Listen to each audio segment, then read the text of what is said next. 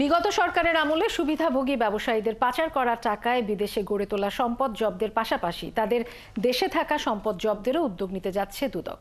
সংস্থার মহাপরিচালক আক্তার হোসেন জানান, সাবেক আইজিপি শহীদুল হকের এক আত্মীয়ের বাসায় অভিযান চালিয়ে হাজার কোটি টাকার সম্পদের নথি জব্দ করেছে দুদক। সেই সাথে 12 কোটি টাকার এফডিআর ও গোপন সম্পদের চুক্তি সহ 48টি আলামত পেয়েছে সংস্থাটি। জেমসন মাহবুবের প্রতিবেদন।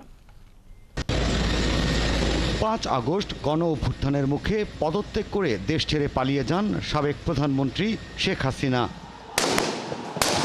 গণ অভ্যুত্থানে দেশ যখন উত্তাল, তখনও শেখ হাসিনার পাশে দাঁড়ানোর প্রত্যয় ছিল তার সুবিধাভোগী ব্যবসায়ীদের কণ্ঠে।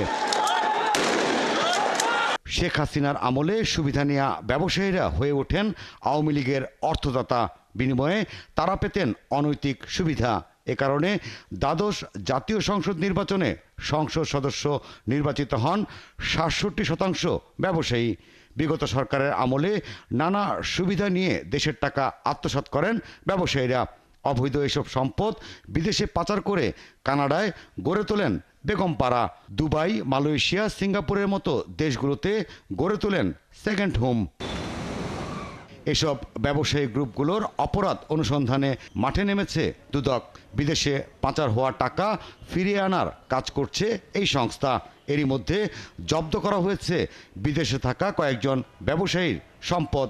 পর্যায়ক্রমে তাদের দেশে থাকা অবৈধ সম্পদও জব্দ করা হবে। সবগুলো কাজে চলছে, এমন না যে শুধু আমরা বিদেশেটা যেহেতু সময় বেশি লাগে, সেই কারণে আমরা সেই কাজটা একটু এগিয়ে রাখলাম এবং আমাদের যেগুলো দেশের অভ্যন্তরে যে স্থাবর অস্থাবর যে সম্পদগুলো রয়েছে সেই সংক্রান্ত অনুসন্ধান দল কাজ করছেন। ফলাফল এর জন্য একটু অপেক্ষা করতে হবে, আমাদেরকে একটু কাজ করার সময় দেন। আমাদের অনুসন্ধান দল চেষ্টা করছেন।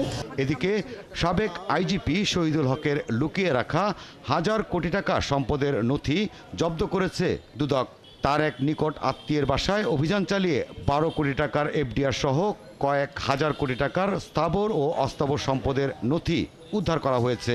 2টি বস্তায় 38 প্রকৃতির 48টি আলামত পাওয়া যায়, যার মধ্যে রয়েছে বিপুল মূল্যমানের সম্পদের দলিল, বিভিন্ন গোপনীয় চুক্তিপত্র, deed of agreement, power of attorney, সংঘ স্মারক, এফডিআর এর ছায়ালিপি, অফার লেটার এবং ব্যাংক হিসাব বিবরণী।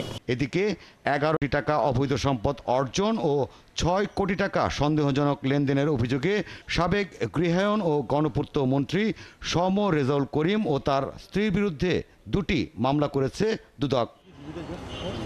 জেমসন মাহবুব, 71, ঢাকা।